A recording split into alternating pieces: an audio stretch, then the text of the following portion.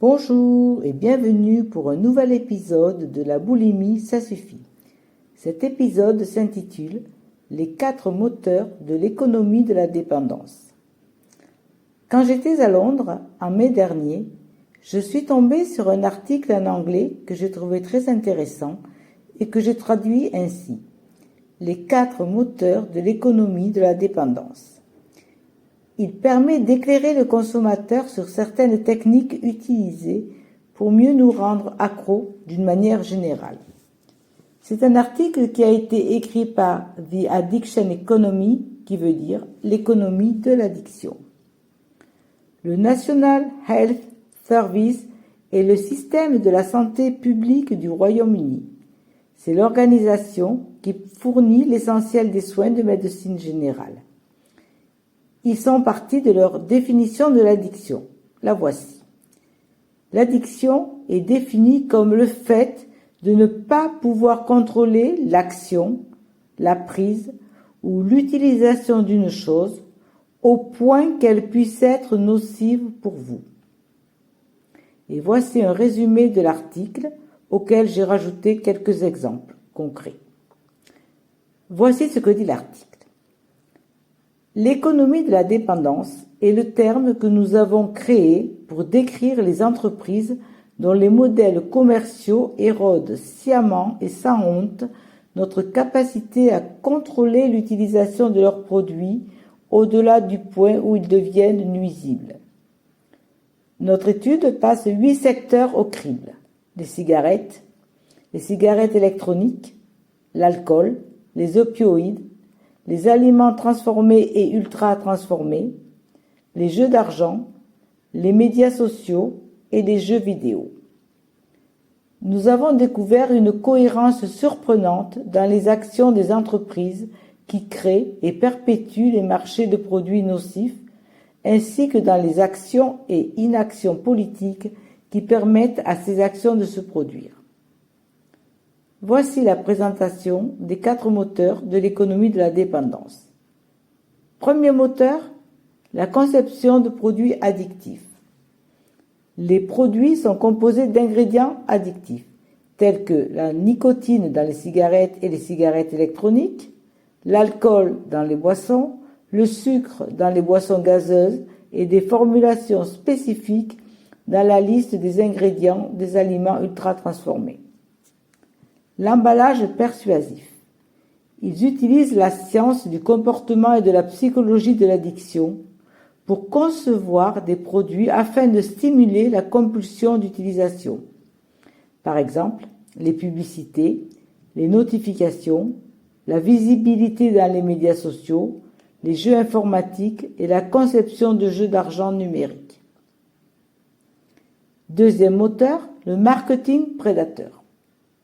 Par exemple, l'association d'un produit avec des émotions ou des situations positives, la promotion par des stars du sport et des célébrités, des prix attractifs, l'omniprésence de la commercialisation et de la disponibilité des produits, le ciblage délibéré de groupes de personnes plus vulnérables, telles que les personnes en détresse, les plus pauvres ou les plus jeunes.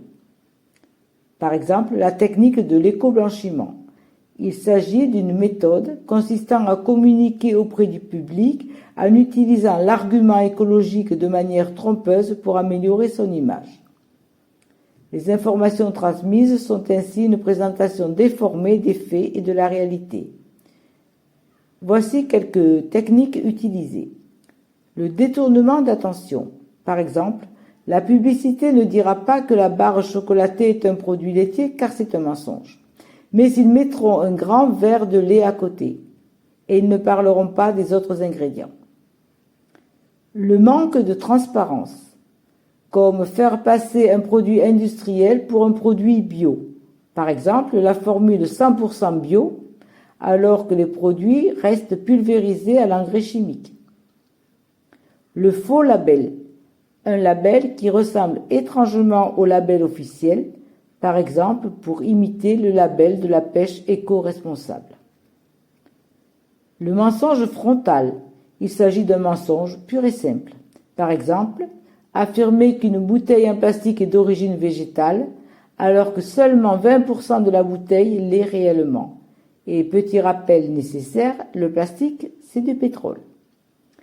Le mensonge par omission, se vanter d'une boisson sans colorant et sans arôme artificiel pour oublier de nommer le reste des ingrédients nettement moins bons pour la santé et l'environnement.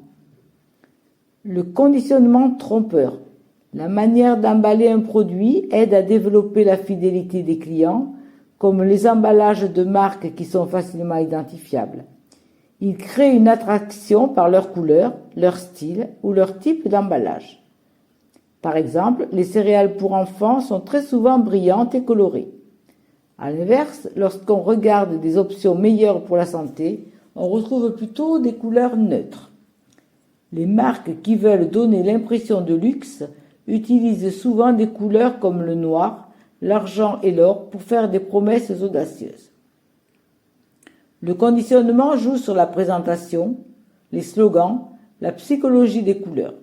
Certaines recherches montrent que 85% des consommateurs achètent à cause de la couleur. L'éveil des sens du consommateur, le toucher, la vue, l'odorat, l'ouïe et le goût. Le marketing sensoriel attire de plus en plus de consommateurs. Les 5 sens au service du marketing, quelques exemples. La vue. La vue est le sens le plus simple à stimuler. 80% des informations perçues par l'homme sont visuelles. Le consommateur va reconnaître les codes couleurs, les formes, les logos ou les emballages associés à une marque. Il y a aussi les jeux de lumière, les créations d'ambiance. L'ouïe, par les sons et musiques diffusées en magasin. La musique peut les inciter à prolonger le temps passé en boutique et donc à acheter un produit ou un service. L'ambiance sonore a pour objectif de créer des émotions positives telles que le plaisir et la joie. Une musique lente va les apaiser, les inviter à la flânerie et les amener à faire des achats réfléchis, tandis qu'une musique plus rythmée va les stimuler et les encourager à acheter de manière plus compulsive. La marque Coca-Cola, par exemple, s'est assurée que le bruit produit par les canettes lors de leur ouverture provoque une sensation de soif et donne donc envie aux consommateurs et aux personnes aux alentours de se désaltérer. Le toucher. Faire goûter des produits pour amener le consommateur à se projeter dans un futur achat. Cela peut contribuer à créer une familiarité entre un client et un produit. L'odorat. Inconsciemment, les odeurs diffusées donnent une signature olfactive à la marque. Le goût. Proposer des dégustations pour promouvoir des produits contribue à créer une image sympathique de la marque et à marquer les esprits. Troisième moteur, la désinformation.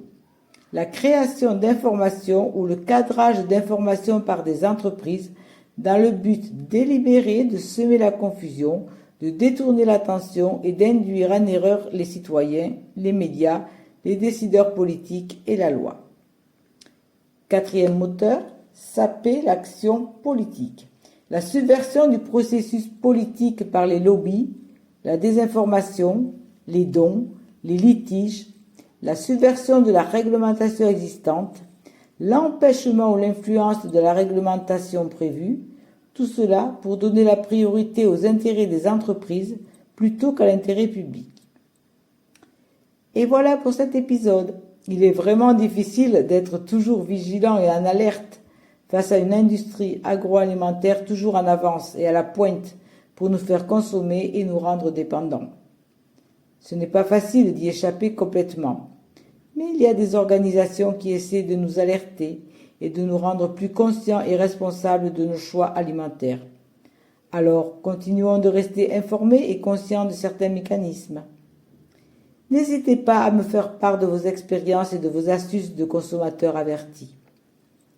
La semaine prochaine, je serai en compagnie de Cynthia Morrison qui nous présentera son livre « The Fix for Craving » que je traduis ainsi « Se libérer des envies irrésistibles de manger des produits addictifs ».